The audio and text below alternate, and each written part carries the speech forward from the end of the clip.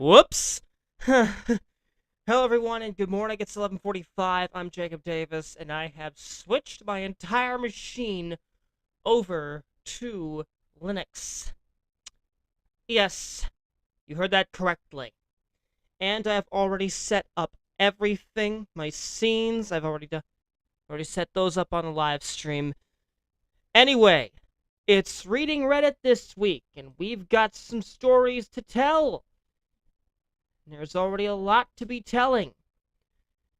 So, with that, I've already got 5 tabs open, and that means 5 stories. So, let's go straight here. First up, dead dog wasn't an acceptable excuse to miss work. Another post on the subreddit r/antiwork reminded me of a story. I actually commented this but decided to post it here since I think it fits. Sorry, bad grammar. Writing on mobile. Well, okay. So when I was an entry level a long time ago, my boss made me come in the day after I discovered my dog dead in my room from choking on something it grabbed and swallowed on my desk. There were obvious signs she panicked before she passed away. Tried to call in a sick day because I had a combination of grief and guilt, but the employer wasn't having it. I was only a few weeks into the job, so I didn't have any sick days. I was technically on contract in my probationary phase, and I was fresh off of unemployment and needed this job. Came in visibly sad. I tried to ask to go home one more time. The boss didn't care and told me to man up. It's just a dog. So I was like, skip it, and just let my feelings take over. I was openly crying and sobbing at my desk while working on my project and answering emails. This is one of those modern open floor plan offices and design studios with no walls and tiny partitions instead of cubicles. Everyone can see and hear me. I'm literally wiping tears off my face and desk as I work. This is also the early 2000s where the term toxic masculinity wasn't coined, so seeing a grown man openly sobbing at his desk like this really threw people off. When asked by coworkers and people passing by as to what happened, I told everyone what happened to my dog, and I didn't even have a chance to take care of her body. So she was lying in my bed, dead, wrapped in my blanket until I could get home and figure out her cremation and burial stuff. When they asked why I was even at work, I very loudly stated that my manager didn't think it was an acceptable excuse to miss work. Needless to say, she looked like a monster, and I was told by her boss I'd have 2 days paid to mourn and take care of my dog, and I shouldn't have had to come in. Okay. That does not sound like anything that conforms to that subreddit.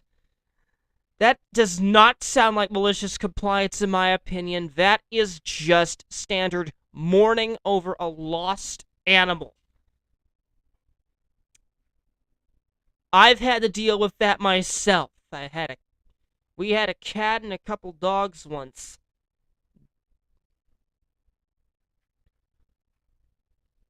And, well, I'd rather not bore you with the details. So that story is going to be going into the trash bin. Next up, received a formal written warning for being absent from work when I injured my knee. This happened in the UK about 12 years ago when I worked as a customer assistant in a large, well-known retail store.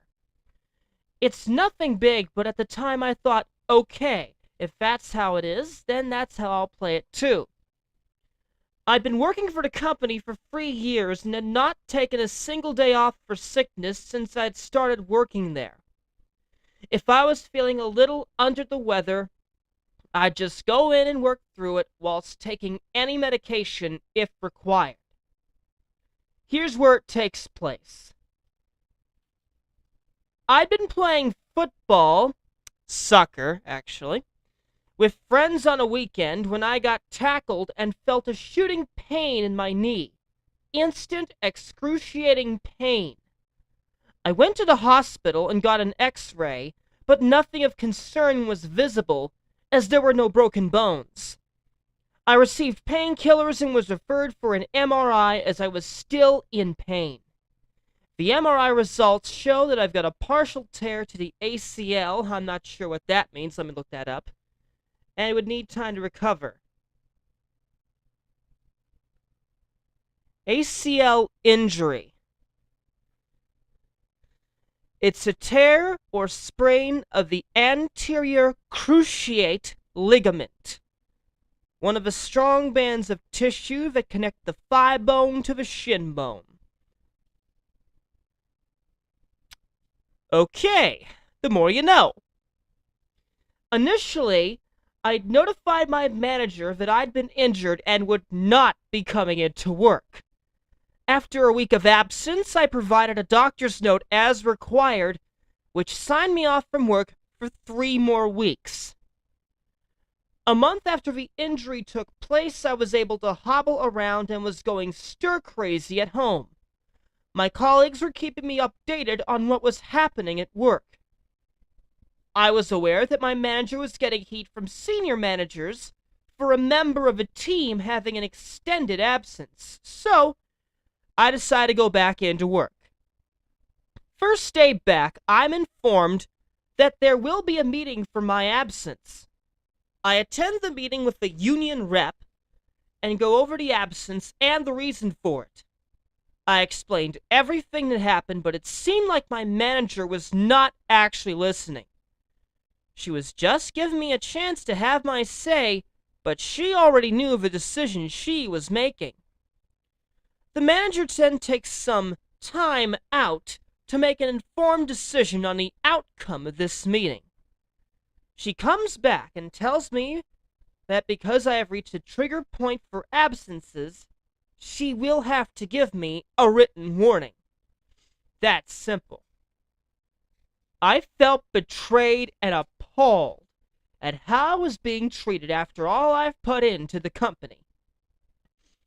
I also found out that the union rep I had reached to support me was intentionally being unhelpful because she was friends with my manager. Oh boy.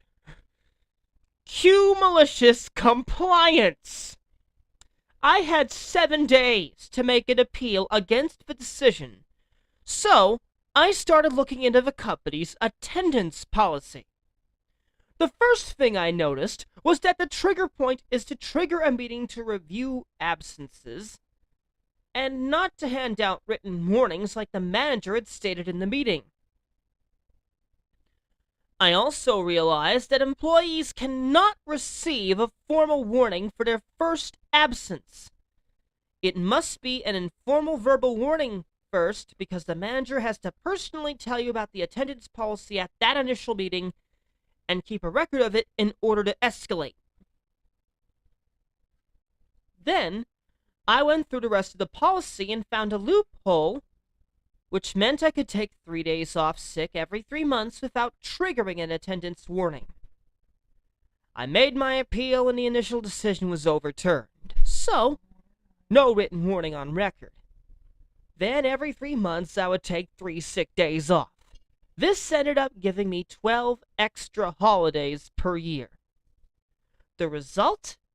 They could have just let me have that 1 month absence and return to work as normal, but instead I am absent for 12 extra days a year because the company doesn't give an S about employees.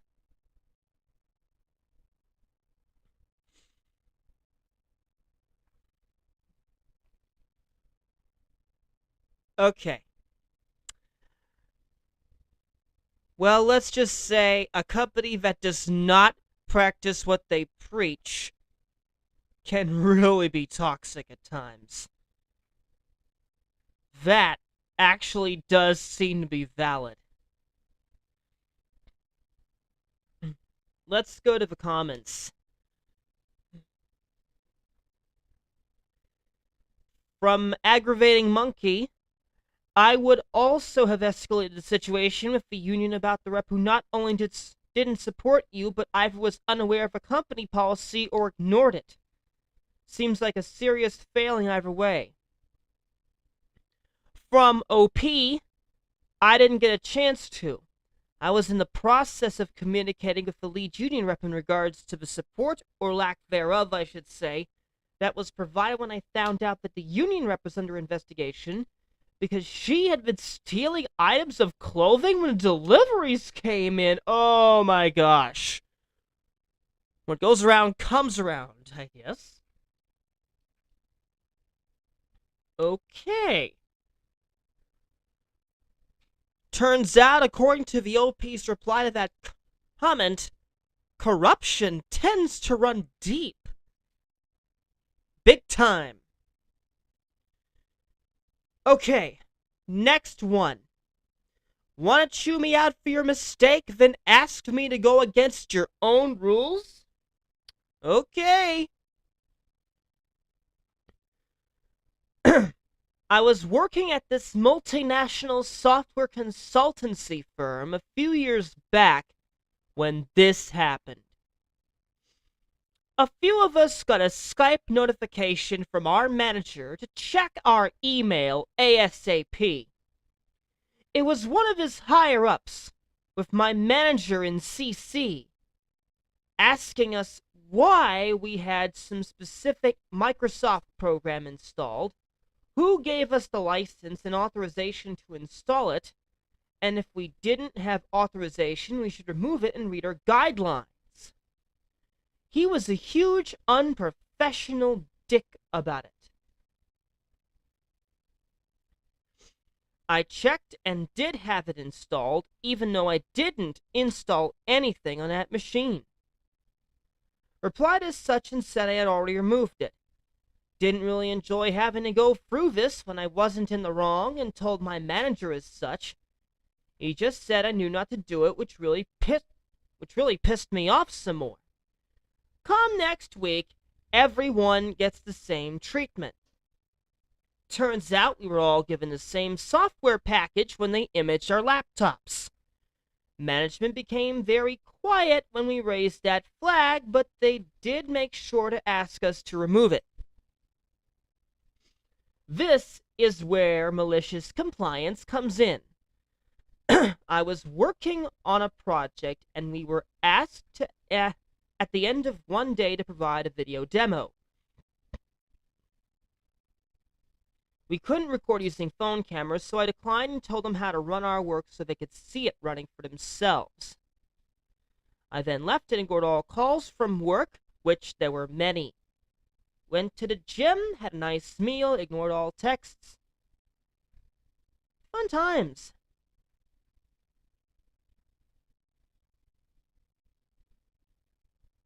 Come next morning, I had several emails asking for our team to just use some software and get it done. That's just what I wanted. I asked in writing if they would provide the software and was told to just download anything and do it already, as the appropriate department would take 2 weeks to analyze our needs, and they needed that demo yesterday. They couldn't provide us with appropriate software either, as they had no idea what would work and it wasn't their business.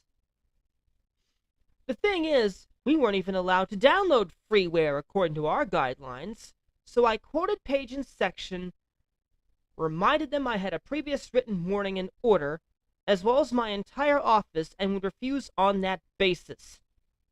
I would be happy to run the whole thing on my personal machine with my own software, but reminded them that was also against the rules. Needless to say, I had an interesting chat with my own manager, and was eventually excused to just download anything and record the demo.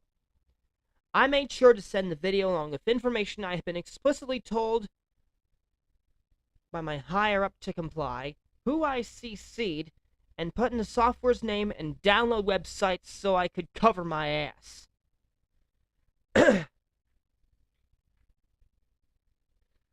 that rule was relaxed very soon after. Funny thing was, whenever our laptops needed to be reimaged, they would still come with the offending program. We were just never bothered about it. Okay. Now, why would they ban a piece of software that just came on the machine? That is just hardcore tyranny right there. If they use that software to do a mission critical application, something that is actually needed by the company, why would they literally ban that software from being used in the first place? To me, that's just complete hardcore tyranny, in my opinion. And the manager is just being a complete dick. I mean, you don't want that, do you? So, naturally, he would take matters into his own hands. I personally would totally do the same. Because if I needed that piece of software to do my thing, and they literally banned it,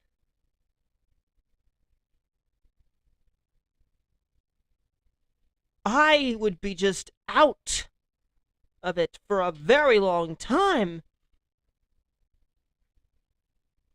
Personally, I would just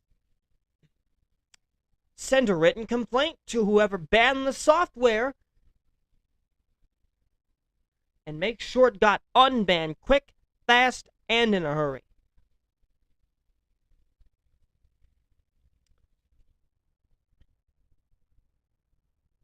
Okay, next post. Being sick with COVID must be a vacation. This happened to me a while ago in 2020 at the height of COVID.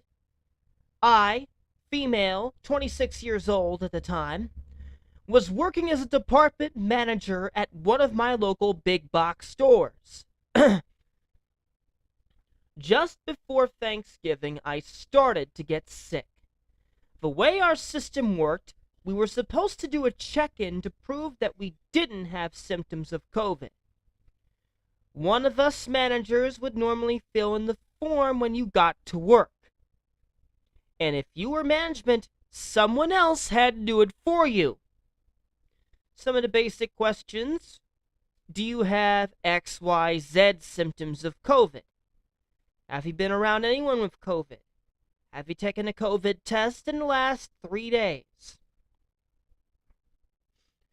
At the time I started to get sick, I told my manager what symptoms I was having. On top of that, I had just been around 2 people who had come down with COVID, and I had been out of state 2 weeks prior. She marked off that I didn't have any symptoms of COVID. She insisted that we all work through the holiday or get written up. So, I ended up working through the holiday because I really needed my job.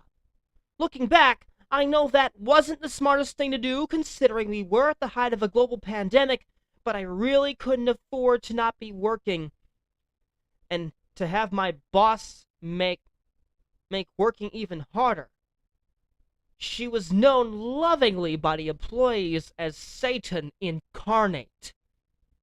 Oh boy, this is gonna get real. I'm just gonna keep reading. Because of that, I started getting more sick. Customers were allowed in our store without masks as long as they said I have a medical reason. I informed my boss, and I'm immunocompromised, and I have asthma before I even started, because I knew it was likely that I would get sick if customers were coming in without masks. I wore a mask all the time, but I knew that wasn't enough. After the holiday, I took a couple days off because I was sick. My boss didn't like it, but she appreciated the fact that I worked through the holiday regardless. I have been coughing and sneezing at work and trying to avoid getting people sick, so it was pretty well known by the employees that I wasn't doing well. During that time, I took a lot of medicine and was trying to get better. But I started getting texts from another manager saying something along the lines, "It must be nice to be on vacation. You're not really sick, you're just relaxing and having a great time, huh?" That really hurt. I hadn't gotten a COVID test, so that way I could come back to work as quickly as possible and help relieve any backlog that my absence had caused. Cue the malicious compliance. When I read that, I decided instead of going back to work feeling still sick, I was going to go back when I was fully okay. So I went and got a COVID test. At the time, COVID tests weren't rapid and they took about a week to process. I called my manager and told her I had to get a COVID test because I had so many symptoms and they weren't going away. Legally, she could not force me back to work, and the company had to be notified that someone in the store might have COVID. That way, if anyone else got sick, they could keep track. Turns out there were a couple of employees who had COVID and had been coming back to work, and their forms were not being filled out properly. And because I forced the issue, they were also able to force the issue too, and got their COVID tests and paid for their missed work. Okay. Because of how it was written, I don't even know how to unpack that one. My best effort is she got sick. The manager was oblivious to it. Or at least one of the managers was. She had to get a COVID test and escalated the situation with her manager,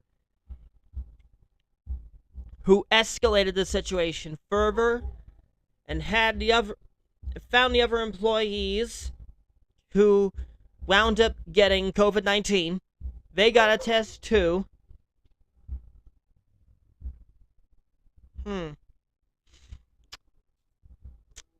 I have no idea. Anyway, I'm just picking the stories I read at random. This is a live program, so any mistakes I make go into it too. Alright, so anyway, if you got COVID, I would suggest get tested, request time off, paid or otherwise, and if you really must, get a doctor's note. Do it.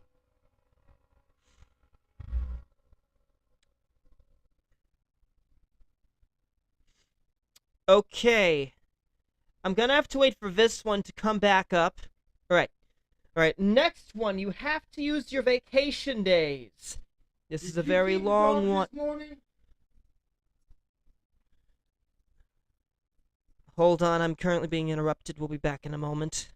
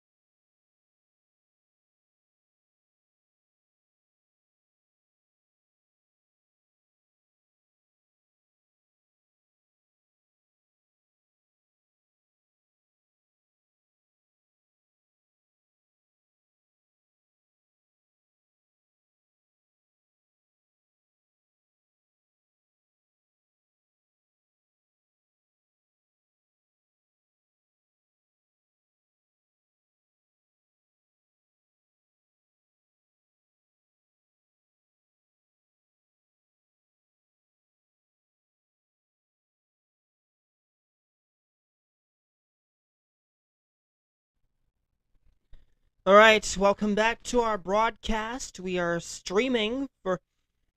doing a full-scale stream for the first time over Linux Mint, and I've got a new camera set up, ready to go.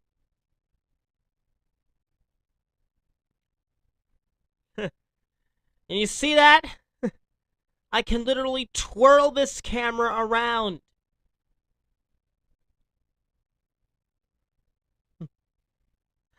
I just showed my room there. For the most part. Anyway, enough playing around. Let's get back to what we were doing before. Now, from our final post for this first segment from Malicious Compliance, you have to use your vacation days. Now, he's just... So anyway... Right. Okay. First time poster in this subreddit, but long time lurker. So if I've done something wrong, please let me know. English is not my first language, etc., etc. In fact, for context, this takes place in the Netherlands,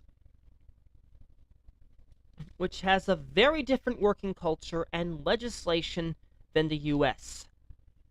Recently, I got a message from HR that I still had a lot of holiday hours open, many of which would lapse as of July the 1st as a matter of law. I was aware of this, but in the past I was always able to sell them for money. In the COVID years, I've hardly been away for mostly obvious reasons, and I'm getting 32 days per annum. Annum meaning year. In other words, my vacation days had piled up and my current balance was a grand total of 390 hours, and that's excluding the new 32 days from 2023, so that's almost 10 weeks of holidays. Of these, I had to finish roughly 200 hours, or 5 weeks, before July the 1st. Possible, of course, but hardly ideal. Not for my employer, our customer, or for myself. Which is why I thought it wouldn't be a problem to sell those hours for extra salary, as I had done before. But I was quite wrong. HR told me to contact my manager, who denied my request. I explained to him exactly how many days I still had open. He'd asked the chief exec, but the chief exec sent me a message about how they care about work-life balance and mental health, etc. For the record, I fully agree with this stance in principle, and frankly I think the measly amount of holidays people get in the US is shameful. And the culture in which it's sort of not done to actually take your holidays, I find outright toxic. I'm glad I'm working in a country and for an employer where this situation is much better. But on the other hand, one has to be practical. COVID was inflicted upon us all, and you can't compensate for a lack of holidays taken in the past.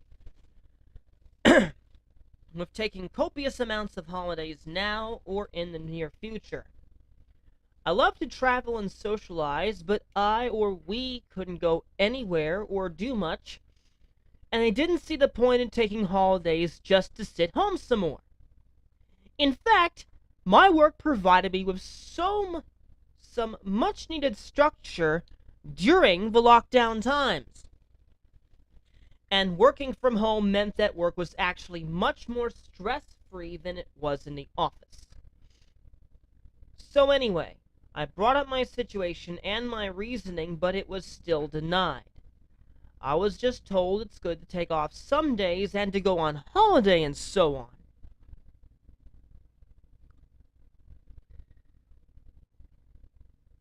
Again, I'm not opposed to this at all, but the scale of the problems seemed to have just escaped the manager and CEO.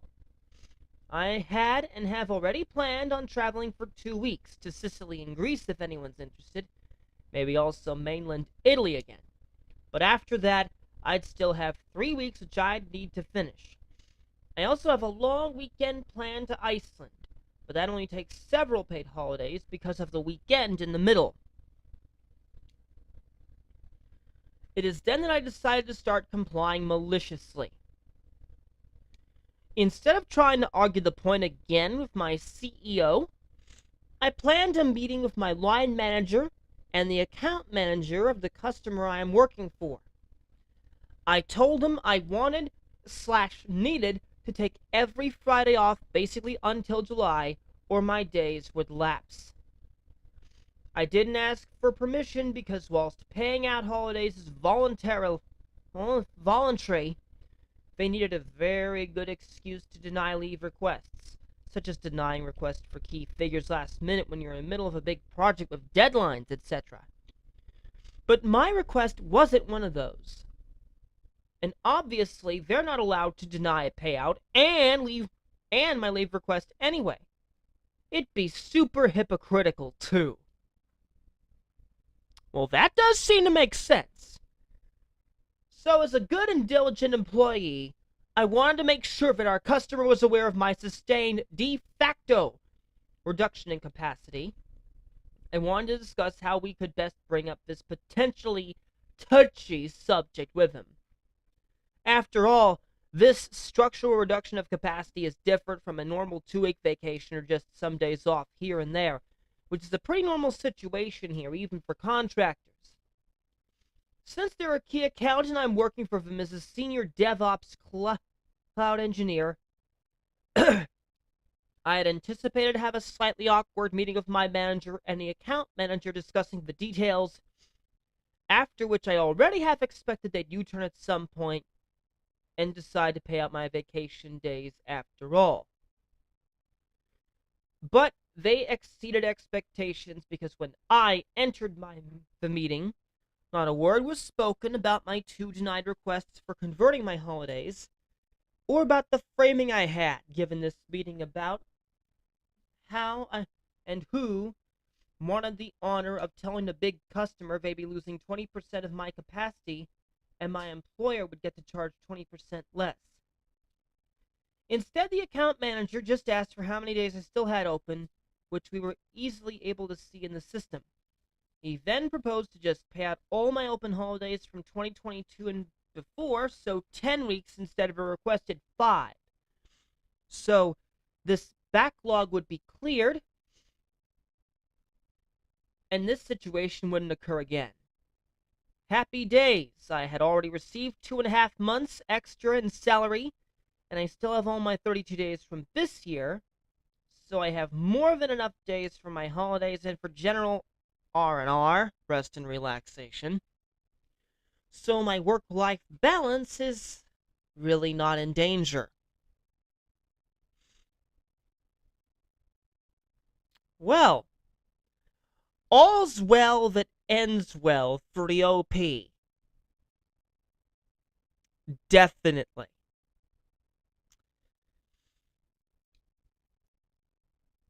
It's at first before her workplace actually let her sell whatever was left of her time off to make some extra cash, but there wound up coming a time when they wouldn't do that. And whoever did this, whoever posted this, thought that that was wrong. So she decided to go through her policies and escalate the situation up to I don't even know how to unpack this one. I'm trying to say something, but I can't really get anything out. I can't really get some key takeaways from this one. But apparently, she... I don't even know what to say about this one. Well, anyway, I'm afraid... huh?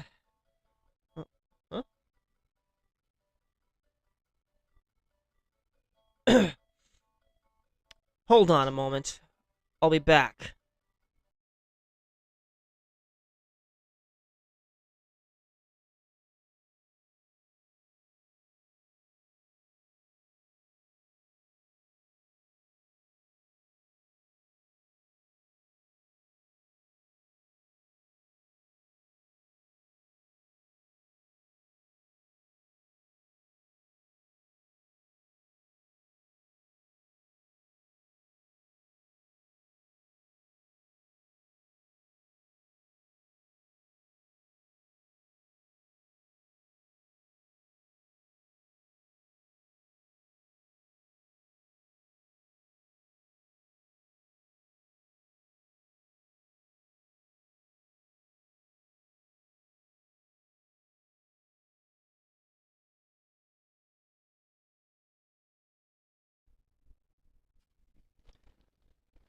Okay, so I was mulling it over during the break.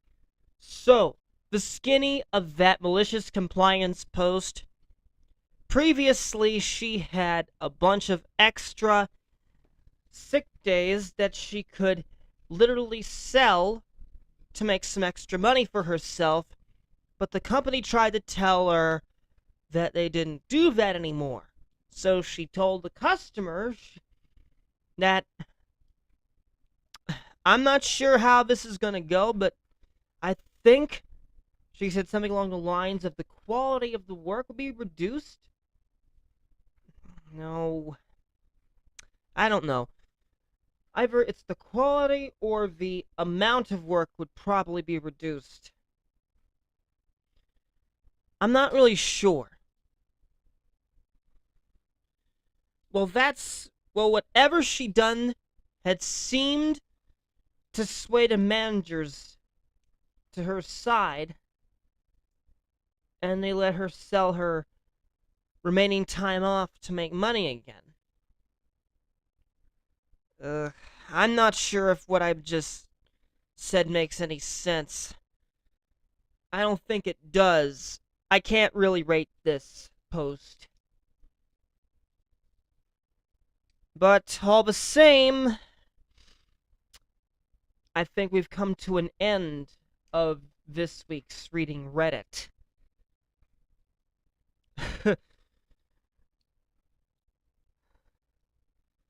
pretty awkward post when I try to summarize.